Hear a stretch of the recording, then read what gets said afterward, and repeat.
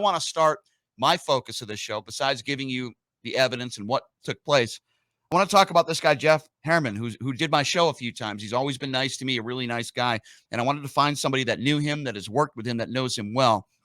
And my friend Ron Futrell from Channel 8 Sports is joining me right now on the line. Ron, I do appreciate you being here. And let me start out by saying I am very sorry for the loss of your friend. This is tragic. It's horrible. I wish we didn't have to talk about this, Ron, but I do appreciate you coming on. Thank you for being here. No, thank you, Brian. It's horrific. And this is I don't know how best to describe. I'm sort of lost for words. And that doesn't happen to be very often, of this whole thing and how it's happened. There's been a handful of cases like this over the years that we have looked at. I go back to when old timers here in town will remember when Ned Day worked at the RJ and Channel 8, and he had his car blown up by mobsters. Clearly, he was a mob guy, reporter, and he then later died in Hawaii in the mid to late 80s. Yeah, died while swimming in Hawaii, and that was suspicious at the time. And no conclusion was ever drawn there of Ned Day of why exactly that happened. But okay, now with this case, Jeff and I, we worked. I'm going to go back 30 plus years now. And if you ever get me talking about UNLV basketball and the Tark Maxim battles, that's a rabbit hole you don't want to go down with me, because 3 hours later I'll still have stuff to share. Anyway, it was for that 5-year period. I'm talking late 80s, early 90s. That was the premier political story in the Valley, was the battles between University President Bob Maxim and the removal of Jerry Tarkanian as basketball coach, and how Maxim basically wanted to get rid of Tark without taking the blame for it. And the media all pretty much chose sides in this. It was the RJ was on one side, the Sun was on one side. I was on the side with the Sun, and that was Jeff Garman. And he and I used to go back and forth and talk for hours on the phone over theories of why things were happening and what was going on. And why is the president of UNLV saying how much he likes Tark, but we're getting these stories from Review Journal reporters, not publicly, privately, that he's leaking stories to them negative towards Tark anyway. And Jeff was so valuable in that. He got that story right, which is important, and he put it in the right context, which is also important if you're a reporter. And it was, I'm going to say, due to him and I sitting around just going through scenarios, trying to figure it out, making sure that we got it right, because you were hearing all sorts of crazy rumors back then, and people were trying to feed you and use you. This story was all about using the media.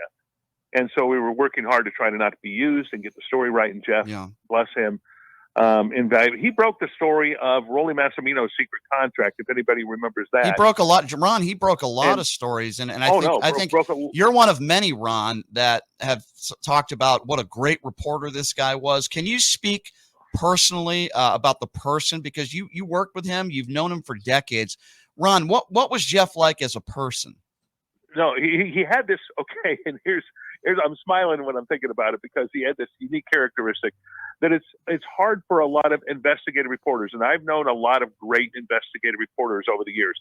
I don't really consider myself one, because that's not what I do. I do sports mainly, but when I have to, I'll investigate. But that being said, usually and the phrase used in the media is junkyard dog. They're a junkyard dog, meaning if everybody gets that. You go into a junkyard, the dog is there, grabs onto your leg, is not going to let you go, and is brutal, vicious. And a lot of those type of reporters can't shift gears and be kind and nice and easygoing personally and fun, okay?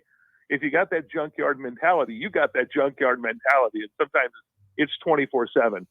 Jeff could bounce back and forth. He could easily spot the difference between the two worlds, where he could be the junkyard dog reporter, but he could turn around socially and in a nice and be nice and kind and friendly, and be just as nice as anybody else.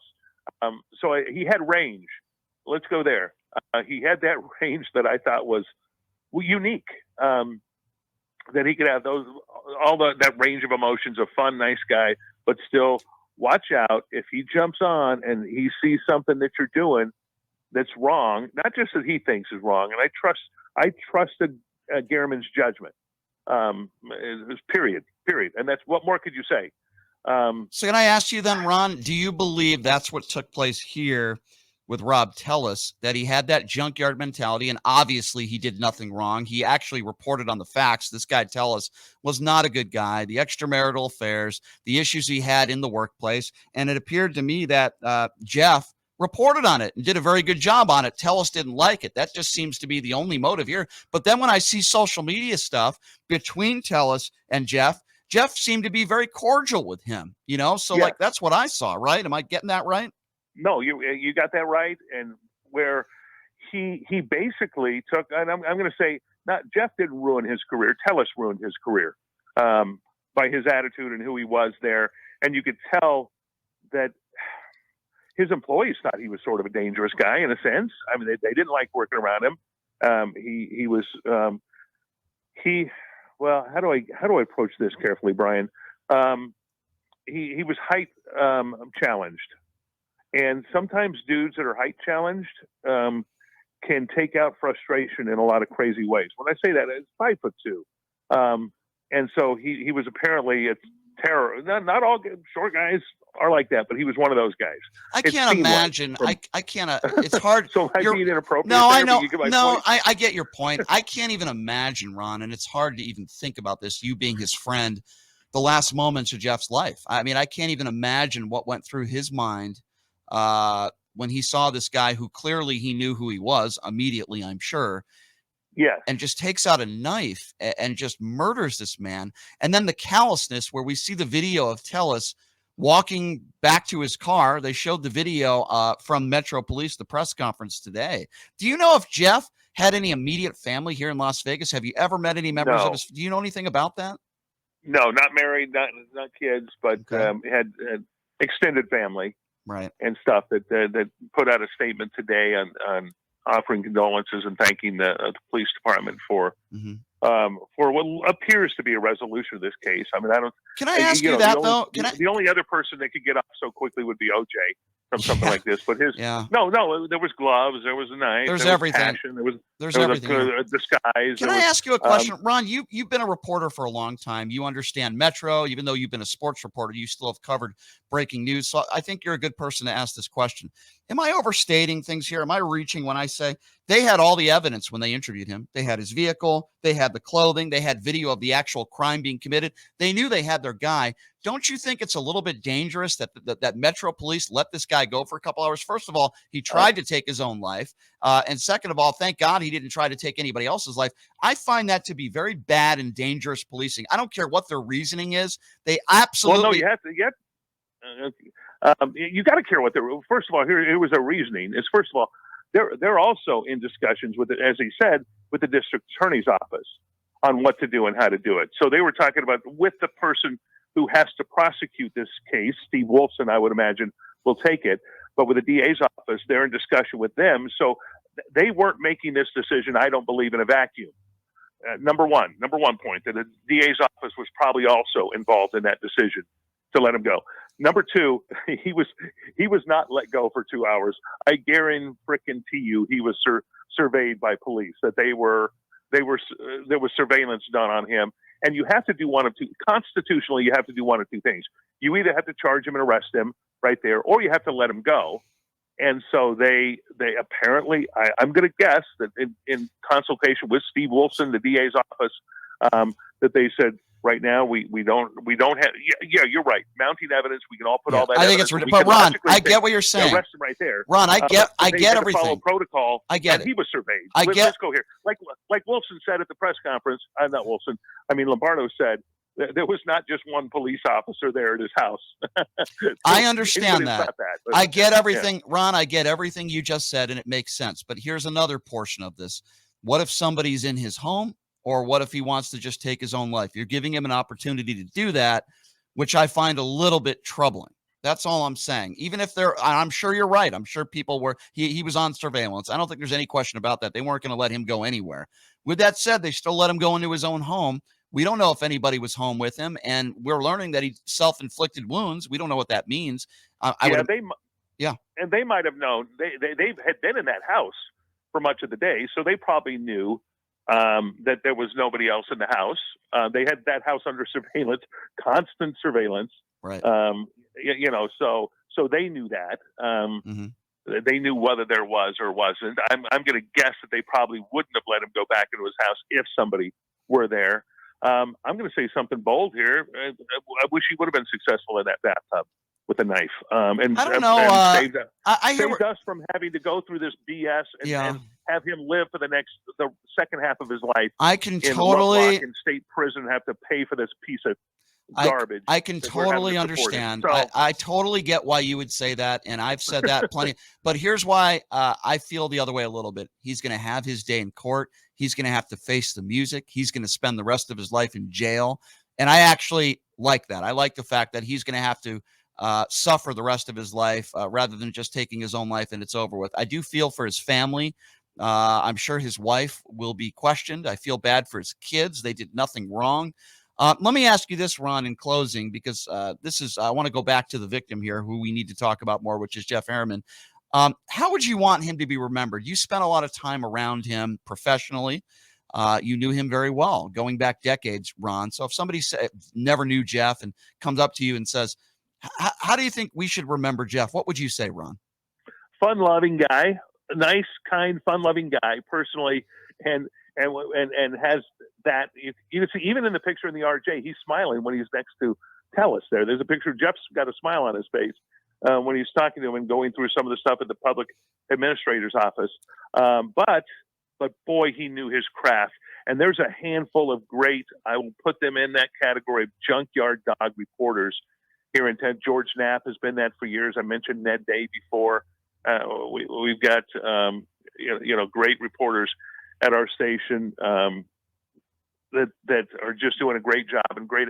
John L. Smith, I'm putting him in that category of great investigative reporters. We've had a handful here in town, and Jeff German was right there. He's on the Mount Rushmore of just great journalists here in Vegas, people who the junkyard dogs that will grab on and won't let go, and can do that when they catch somebody that's doing something wrong. We go down the list of stories that he's done, and they're legendary. From the mob, he was doing a great mob podcast at the RJ that he was a part of, and he was here through so much of this in almost 4 decades in Vegas. It's close to the same. His career sort of mirrors mine here in Vegas at the same time. He did his best work, I thought, at the Sun, and then at the RJ. Has done obviously great work there too. But do I say nobody did it better? I mean, it's hard to say, because I will put John L. Smith up there. I'll put Steve Sebelius up there. I'll put Ned Day when he was alive. George Knapp now is still continuing to do that. So, handful of great reporters here in town, investigative reporters. Vanessa Murphy at Channel 8, and boy, he was just one of the greats. But you met him. He's a fun guy. Personally, he's just a great guy, and a fun guy to be around. So he had that range to be able to do both, be fun-loving and enjoyable. But boy, watch out if you cross him, and not just cross him. Watch out if you cross the truth, because he knows it, sees it, can spot it, and not every reporter can. Not every reporter has that. I'll call it the spirit of discretion, the ability to discern, and the ability to apply context to a story. And I know he's pissed off he's pissed off friends of mine with stories he's done. And at times I've told him, hey, German, pay attention here. He's saying this, this, and this, and this. And, here's how you deal with that is, face it up front. Jeff's saying some things that are right and probably getting it in the right context. You look at yourself. I would say that to people that they feel crossed by him. He was one. He couldn't. And it also speaks to not being able to let something go, to the point that how it must have ate up Robert Tellis. It just ate him up that he had seen he'd lost in the Democrat primary and wasn't able to move on and continue in that position. And his family was in ruins because of the expose of his extramarital affairs and stuff. And so, it just ate. I'm picturing it just eating him up. It had to the point that you would take that sort of action. Come on, Brian. We've had people that have crossed us over the years and have done us wrong over the years, and stuff. But take it to that level? Are you kidding me? That's insane. No, I'm with you. I'm with you. It's I think we're all in shock, Ron. There's no question we're all in shock, and I haven't heard anybody say anything negative about this guy and his journalism and what he's done in his career. And I want to hold people to the fire. I try to do it on the radio every day, and certainly he did it on paper. And so well respected. This is so sad, Ron. Let me close by saying I'm very sorry for the loss of your friend. This is a tragic story. If there's anything at all positive we come out of this horrific story, it is that this guy is behind bars. He's not going to be out of prison. He's going to suffer for the rest of his life. But Jeff is no longer with us, and that's just the worst part about the story. Ron, I really do appreciate you coming on. I'm up against the clock here, my friend. All right. I'll talk to you soon, my friend. And I really do appreciate you coming on. Thank you, Ron. I appreciate that. Anytime. Thank you. That's Ron Futrell, Channel 8, joining us on the line, talking about his friend, Jeff Harriman, who was brutally murdered, stabbed to death. And I know I'm supposed to use the term allegedly, but let's be honest, everybody. It was Rob Tell.